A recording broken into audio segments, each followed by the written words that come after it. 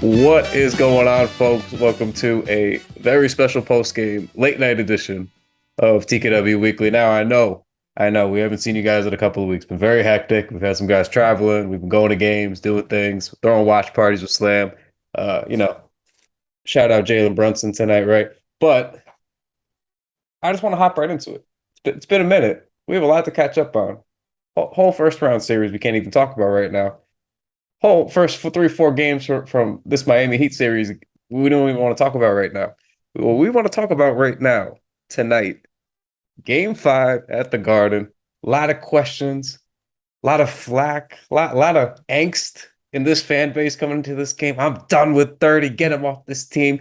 Fire Tibbs. Another offseason. We're gonna have the same conversations, right? Julius Randle gets named All NBA third team today, his second All NBA nod in 3 years with the New York Knicks. And he and the team responded in a really emphatic and resounding way. And I don't know how else to say it other than everybody stepped up outside of Josh Hart. And that's not Josh Hart slander. It's just, it simply was not his night. This poor guy got 3 fouls in the first quarter. He checks back in. He gets his fourth foul immediately. Things were just not going his way. But for everybody else that was in the ball game tonight, in my opinion, I thought we were fucking balling, brother. Jalen Brunson had 38 points, 9 rebounds, 7 assists, almost a triple double. Just an absolute masterclass with Jay Wright in attendance. Oh, hold Julius. on. You gotta keep going. Brunson, 38 minutes, only one turnover, Oh, hold on. Let me piggyback off of that stat, my only friend. second. Go for it. Go for it. Last 2 games. Yeah, I was gonna say last 2 games in his last 90 total minutes, he has only 2 turnovers, right? So let's really, I mean, talk about flawless basketball playing, right? So there's that, and then just in general, Brunson, Grimes, even Randall all had various injuries that they had to fight through tonight. Bam, nasty, disgusting, vicious physical assault that I Illegal watched. screen. Not even an illegal screen. That was a leveling. That Assault. was What a even was it? assault, a bulldozing, I an was, illegal. dude. I've never seen a basketball move like that because it's not a basketball move. I No, saw it was him a walk wrestling into him, move. and It he was took two more WWE. steps to walk his big ass body into to poor Quentin Grimes, who then stood right back up and stripped Jimmy Butler. So now I don't want to say all the big nuggets. I want to save some for you guys too. But the point is, it was a really fun just Knicks game to watch and like a Knicks win to watch. And we saw important things that we needed to see and guys stepping up to answer some questions that we had after the last couple of games. So Shaun, I just want to lob it up to you first. I know you're fresh out of post game prosperity. I know you got some Yes. of these takes off, but what made you smile tonight is the question I'm going to give to you. Smile, not happy, whatever. Just what was happening tonight where you were just like, this is what I needed. There's so many answers to that question. Like my voice is already a little gone because Post Game Prosperity was indeed a Surely. movie. But there's so many answers to that question, man. I mean, one, I just love being right. And I love being able to be confident. And so coming into this game, I said that Jalen and RJ were both gonna go off. Like I knew that they would show up. I knew that they would be what we had to have them be. I was seeing RJ Barrett locking up Jimmy Butler on one end and scoring all over the floor, knocking down threes, getting to the racks. The baseline baby midi. Oh my goodness, bro. After Julius found him, like it was just so beautiful. It was, oh my goodness, yo, send me that, please. Oh my goodness, send me that. Send me that. Oh Put my that in the goodness. Slack, bro. Send it to everybody. Put it on Twitter. I'm Put it on so Instagram. Put it on proud. every social. Hanging in the Guggenheim. I We mean, all this want it. is. Continue, Shaun. Continue. I'm just so it's like, yeah, there's so many factors, but I mean, above, not above all else, but I think the one that sticks out the most, I have to pick something. I'm so proud of RJ Barrett. I'm just so proud of RJ Barrett and the way that he stepped up this entire playoffs, but also just having the confidence to know, yo, I know RJ is gonna have a great game. Even seeing him on the podium before the game, he's just like, yo, one game at a time. We gotta go out there and fight for our lives. And he really came. He showed up like he had to fight for his life. Jalen Brunson showed up like he had to fight for his life. 48 minutes for him and for Grimes. But like, the fact that Jalen was just so excellent, bro. Like just bucket after bucket after bucket all over the boards, creating for everyone else. And then on top of that, like I was definitely in my, like get him off my team bag. I was that performance in game four was and it wasn't game three as well. But like it made me smile tonight because I just prefer to root for everybody. I prefer to just love what we have here. And I love seeing Julius Randle respond the way he did tonight. And so, for me, it's like I no longer care about what he did in game four. Not right now. Not right now. I'm more concerned about what he did in game five. I'm happy with that. And I'm concerned what he's gonna do in game six. So we're just moving forward. But really big for that. Mitch going to the line and knocking him down. I'm sorry, I'm saying but yeah, like that also, Preach. like the, Preach. the hack of Mitch, and then Mitch gets up there and like in that moment, Mitch has shot poorly from the free throw line. It seems like this entire series, the Cavs series. So it's just like for him to go up there and knock down as many as he did, the time he went up there and got both. Oh my goodness. I knew the game was in the bag at that point. I was like, nah, we getting 2 for 2 from Mitch. Game. Nah, and I just want to quickly with the Mitch point. So apparently post game, Mitch walked into the locker room. This is per Peter Bote. Mitch walked into the locker room still in uniform and yelled, "Foul that!" So very funny stuff.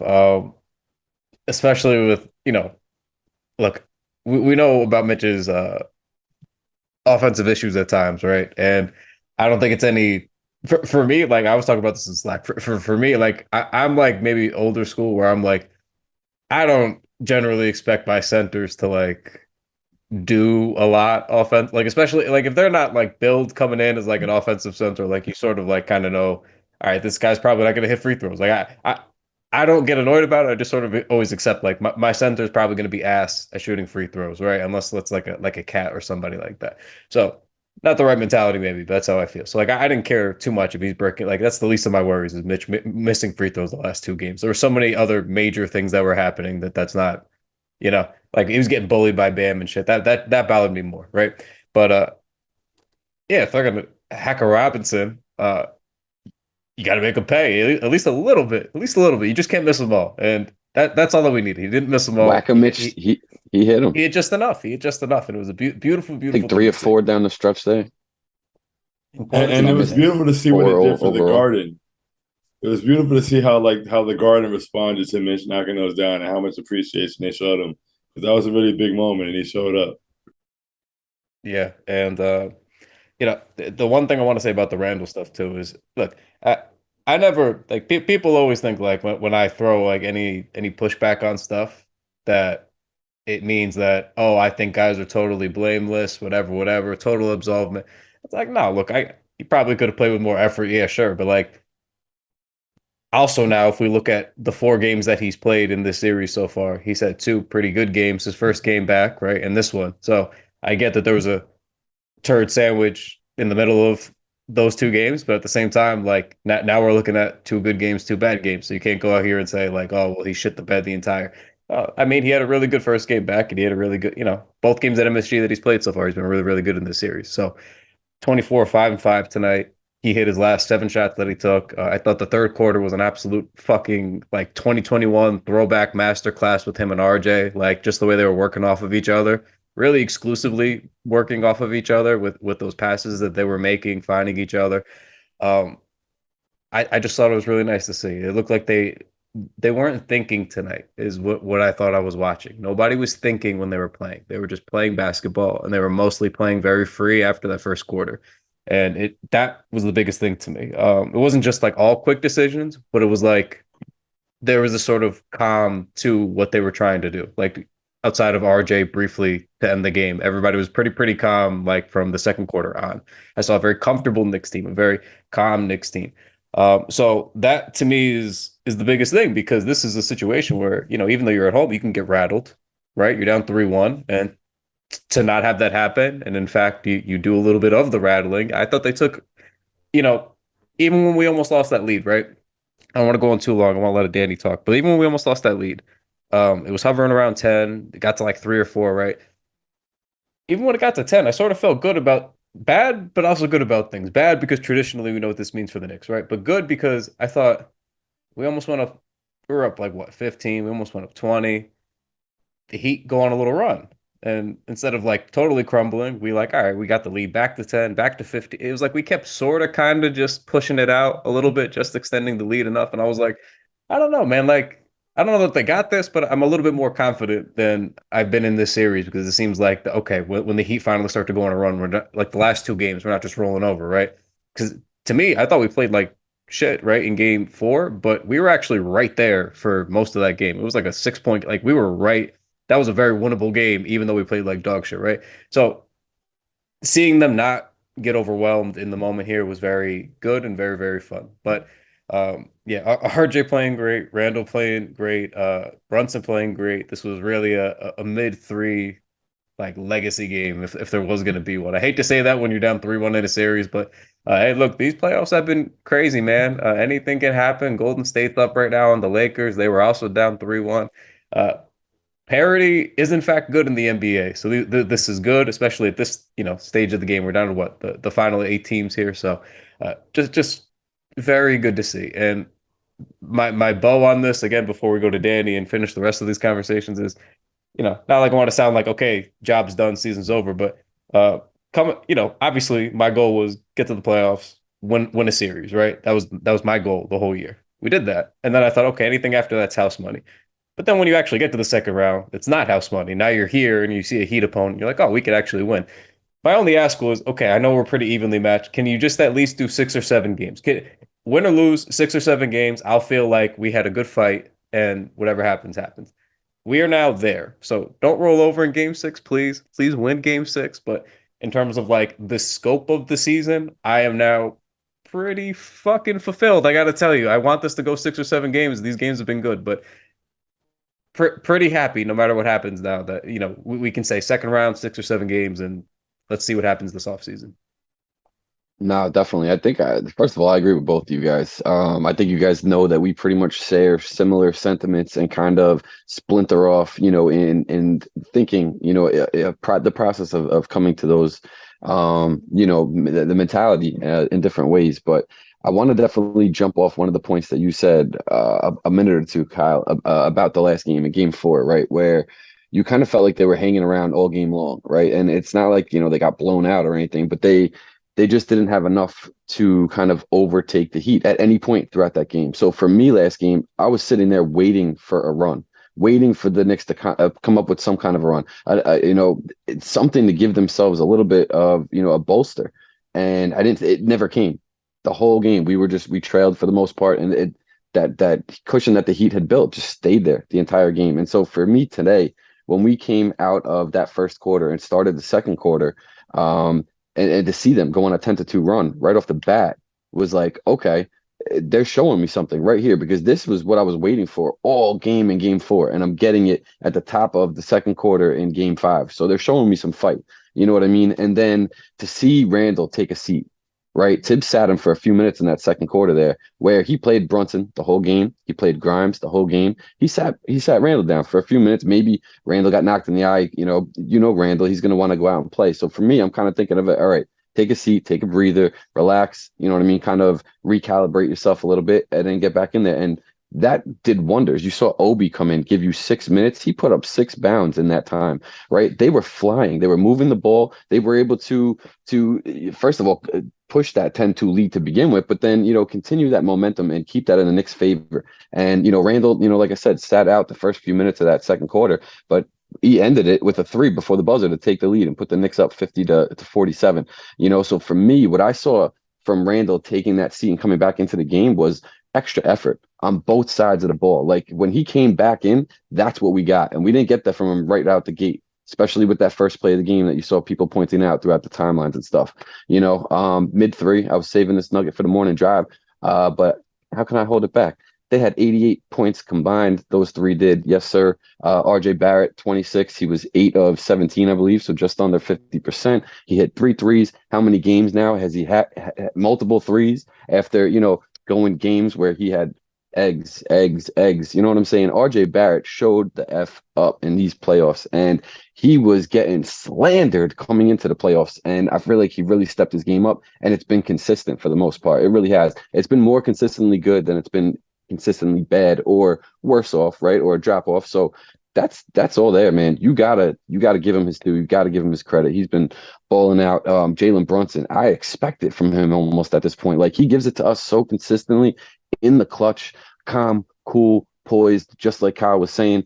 In crunch time, nonetheless, he was a top five, I think top three clutch player in the NBA this season. So just right there, man, on the cover of that slam egg. I got mine sitting over here. I'm definitely getting that thing framed. Killed it. Cold-blooded killer, JB. A lot of little nuggets. The Knicks this game got to the free throw line and they had about 20 times. I think they had 40 opportunities at free throws. Heat only had 19. So we definitely were a lot more successful at getting into the paint, getting to that free throw line. We did leave 11 of them on the table. 4 of them were Mitch, so I ain't touching that. But I think that it's very telling. They dug deep tonight, right? They showed us that they wanted it. And that's all I've been asking them for the last 3 games now. You got to show me that you want it more. Show yourselves that you want it more.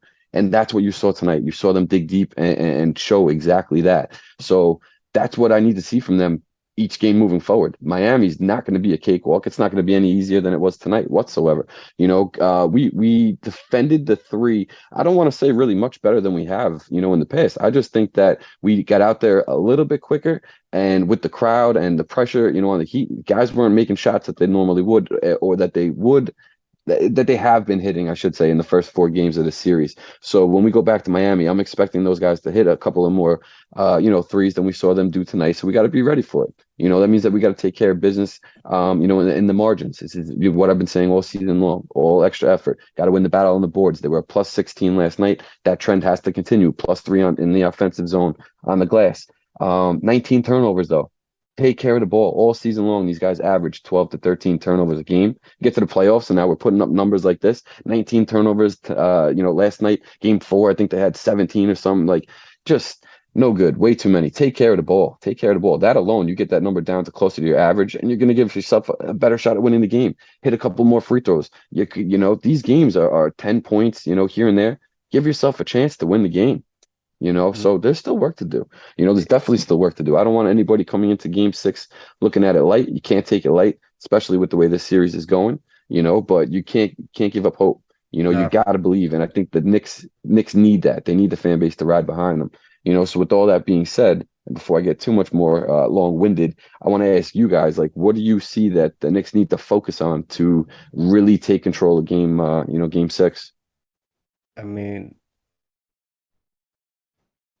for me, it's 3 or 4 things, but I think the biggest thing is, I think tonight, like, it was very fun for a lot of reasons, right? We survived, but in a lot of ways, like, some tweaks were made, right? Like I don't want to sit here and do this like parroting. Tibbs did make adjustments, so let's not pretend like he didn't make. I think he's actually adjusted pretty well in the playoffs in total. I don't think we could be this far along if that wasn't the case. I don't think we could just keep saying we're always winning in spite of him. That gets very tired. Like sometimes he does things right. However, I thought defensively we just were sort of we did a lot of the same shit. I don't know how else to describe it. And we just sort of like lived with it and it worked out because the Heat only hit 13 threes, as did we, but they shot 43 threes. They're always shooting that many threes, right? A lot. If they hit 2 more threes down the stretch of this game, this is probably a different ball game. We might not even be here smiling right now. Just 2 more threes. There was a point when it was like a 4-point game, right? So with the last 2 minutes, right? So we didn't like deter shooters. Duncan Robinson was open all the time. Like Jalen Brunson, other The guys Knicks were late getting out helped to him. off of him too much all Well, game long. it's because they're doing the same thing they've done all series, which is Oh, I know. they're doing that late little trap on Jimmy when he drives, right? That's when they do it. It's always a little bit late. It seems on purpose because it's been the whole series. They wait till he drives in, right till he gets about a step or 2 towards the paint. The second defender comes over, whoever the help designated guy is for the location. Brunson Somebody a lot of helps off times gets caught. right, and then we get stuck scrambling. It's usually either I think it's like Randall in the opposite corner or Brunson in the top of the key right side, right? So that's always where they're looking. And to me, like we're not going to win this series if we keep sort of a Jimmy. You could live with Jimmy beating you with mostly 2s, is how I can describe it. You should feel confident if you go single coverage on Jimmy with Mitchell Robinson in the paint and your big bodies that they can handle the situation. And for me, RJ played pretty well at times on single coverage with Jimmy tonight. I would, if he's been playing well and he's feeling himself right now, RJ's a kind of a confidence guy too. Like I would just throw him on there and be like, look, bro, all night it's just you and him now. We can't do this double coverage shit anymore. They're getting too many open looks.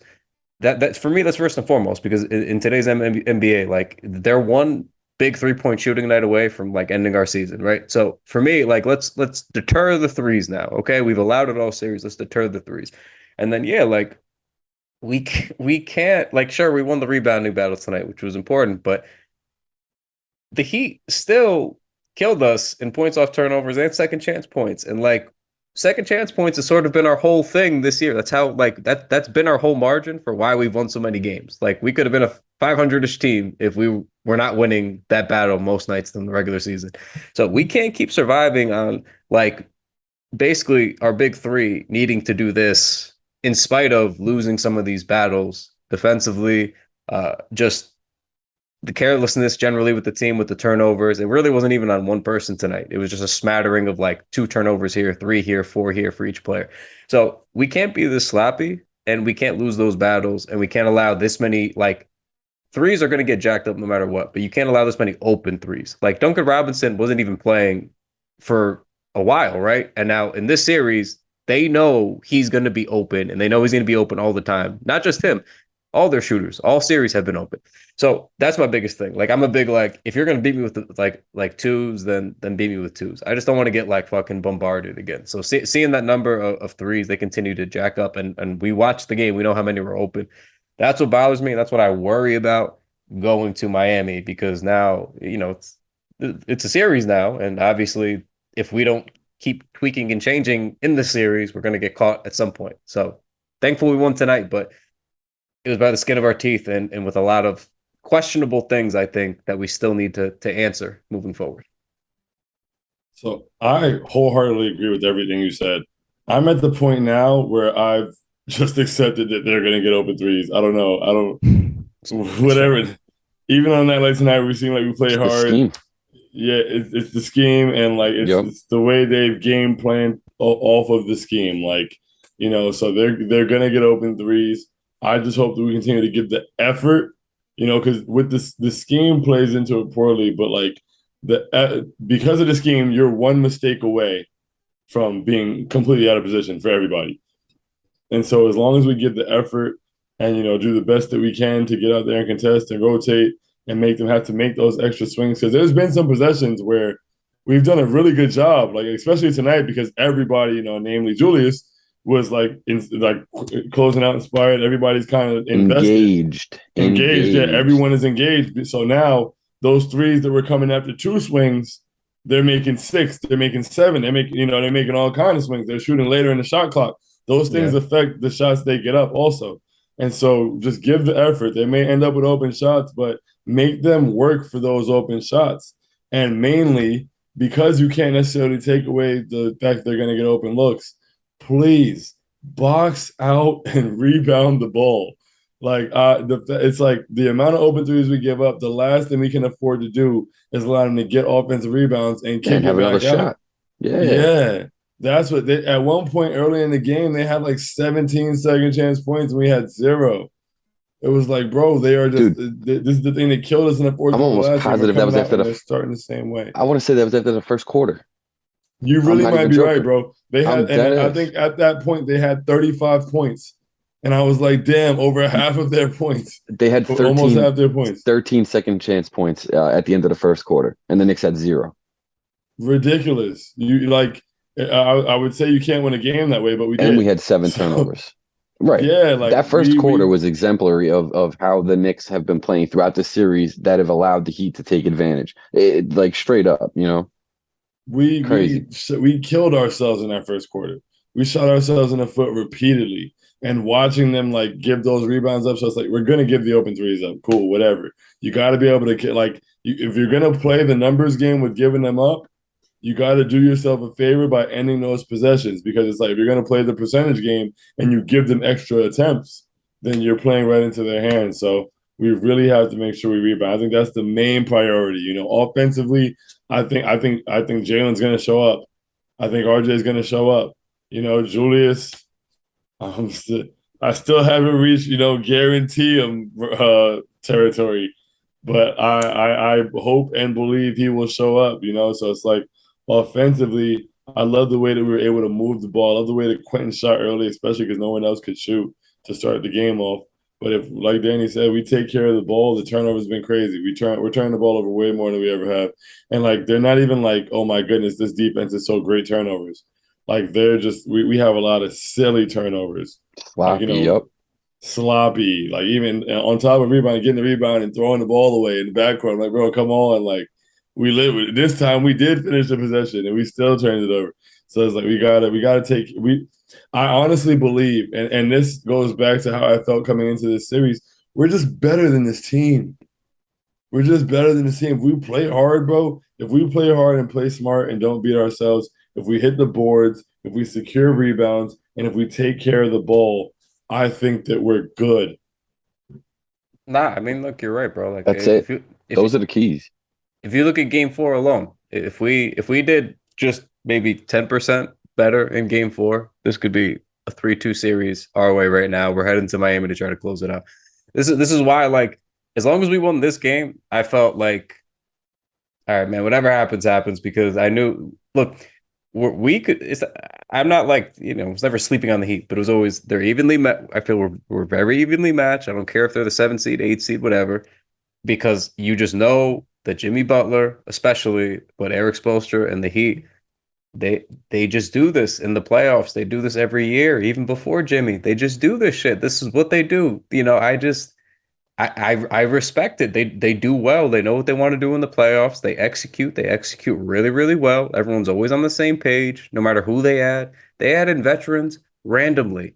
Randomly. They lose every year. Even when they're like a low seed and there's no real star, they used to do this. They'd get crazy production from like a James Johnson, you know what I mean? Like James Jones, like crazy shit, right? Cody Zeller comes here, about to be out of the NBA, right? Comes here, rejuvenated, amazing. He plays great, excellent bench minutes for them, right? Kyle Lowry comes here, backup point guard now, right? Amazing bench minutes, flourishing, right? Just Kevin Love comes here, right? Has no spot now on the Cleveland Cavaliers, who are now a 4 seed, right? Goes to the Heat, who are now almost dropping out of the playoffs at the time he arrives.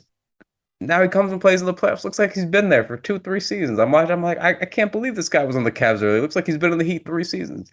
These guys are always this way. It's always going to be a fight. So yeah, I mean, we gotta execute. Like I feel like we kind of wait to get bailed out on like big performances from guys sometimes instead of like the team playing as sound as they need to. And I think part of that is this is a youngish team. This is a growing team still. Like they are figuring out how to win, right? This season they've had to figure out how to win. In the regular season, they almost won 50 games, right? With a lot of younger guys and guys stepping into bigger roles, whether it was a Brunson taking on the brunt of the responsibility for coming here or Quentin Grimes getting a starting role, right?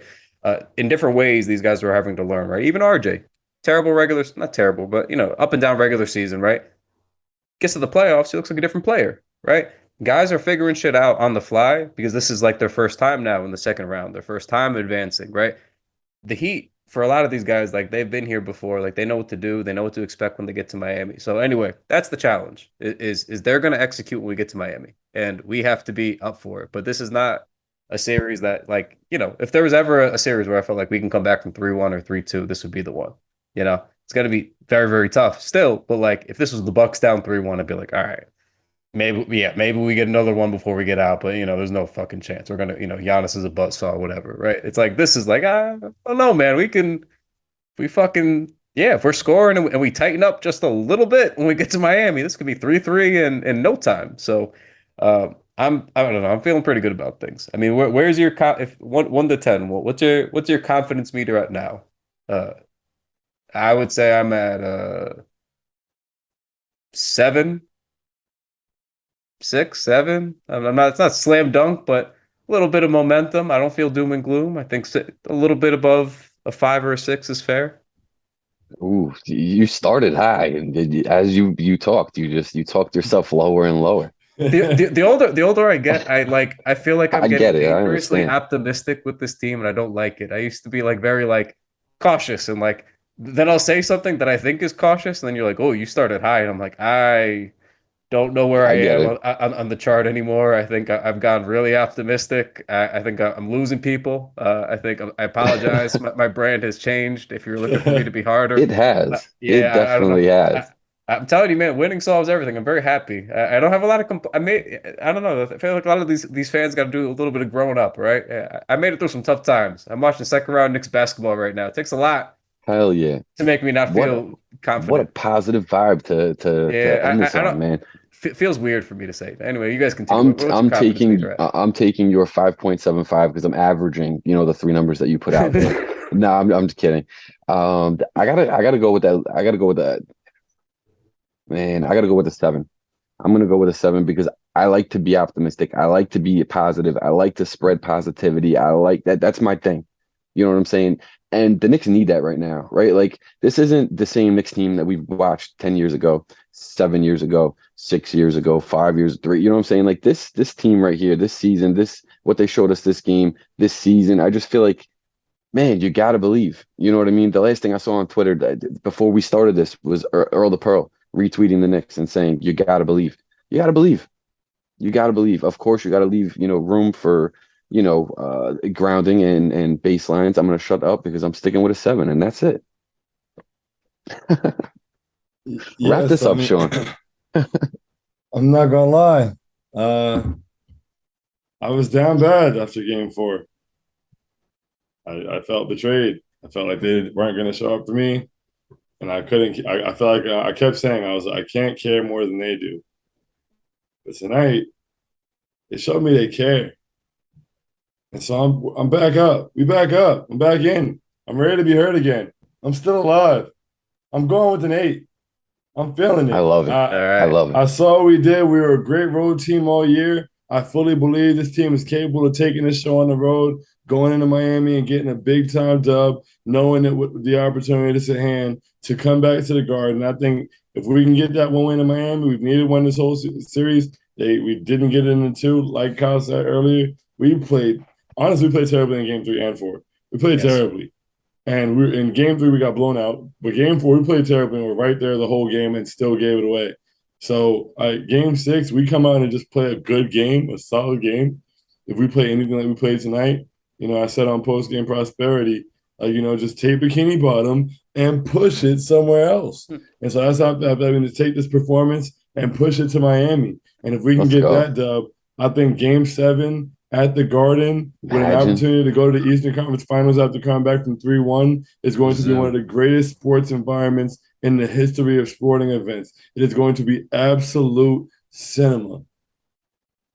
I don't even want to say anything else. I had to talk, but I don't want to say anything else on that You note. I just can. want to. No, we're going to put a bow on it there. So look, the Knicks stepped up in a big way tonight. These are just be the closing notes. Brunson was great. Randall was great. RJ was terrific. Grimes stepped Plus up. 17. RJ, plus 17. Plus 17. I mean, I'll never do plus minus. I fucking hate that shit. Don't ever bring it up in this fucking show again, Danny. How fucking, but there's so many Wow, we others, just took such a You got it. downturn. so Oh many other my stats you could have gosh. used, and you got to make me get angry right You at the know, you end. know the rule for plus minus. You use it when it applies to your agenda. All right, fine. That's what I'm Fair. saying. Fine, Come fine, on fine. now. Plus 17. Plus 17. Sean, Thank you, Sean RJ. sees me. All right, all right. But look, we we're looking forward to being back after hopefully what is a win in Miami. This was very, very enjoyable to catch up and talk finally. But yes, big Knicks win tonight. Massive season saving win, of course. But really great to see. And obviously, yeah, we don't want to. No gentleman's sweep here. All right. Let's take it to the 6 or 7 and take our respectable bow out or, an Eastern Conference Finals bid. So we will catch you guys next time, of course. All right, guys. Look, you know that TKW Weekly is powered by our partners at Mojo, of course. Mojo is the player stock market. We've seen it on the show before. Very simple concept. And we've brought Jalen Brunson up on the Mojo front before. Okay. And we simply have to do it again because I don't know how. If you guys haven't invested in this guy, first of all, use our code TKW75 to get a $75 first deposit bonus, of course. But Jalen Brunson is maybe the easiest money you could have made on this entire app. So when the app launched back in January, his stock at the time was 115.34. We were screaming at you guys that you needed to spend your hard-earned USD on investing in Jalen Brunson. And then about a month or so goes by, right? That 115 turned into a 130 stock price, right? And you'd think, oh, surely that's where the ride would end, right? And you'd be wrong, actually, because as the regular season went on, we started to get to 145 share price, and you thought, okay, well, how much better could he actually be fucking playing, right? Then we start to get into March and 150, end of March, 152. We get into April, 153, 152, no, sorry, 152 looks like the end of the season, right? And now, amidst this spectacular playoff performance, we're at 162.05. Folks, just since this has started, Jalen Brunson is up 40.5% on the Mojo app. 40, it's not 4.5%, which would have been a lot. This is 40.5%. That's 40. almost double your fucking money. I mean, this is, if you don't want to keep missing out, because this is only going to go up, Jalen Brunson is a star, then you need to invest. You just need to invest. So use the code TKW75 and just invest in Jalen Brunson. That's it. No more, no less. Easy money. A wise man once said, yesterday's price is not today's price. Don't waste your time. So, yeah, on that note, make sure you download the Mojo app, use code TKW75, get that free $75, and then throw whatever money you can on Jalen Brunson. There's other guys. RJ Barrett is a great buy low candidate. I can't even talk about right now because this segment's about to end, but you need to at least invest in Jalen Brunson. That's all I'm going to say. Do it before Game 6. Talk to you guys next week. Take it easy. Have a good one, folks.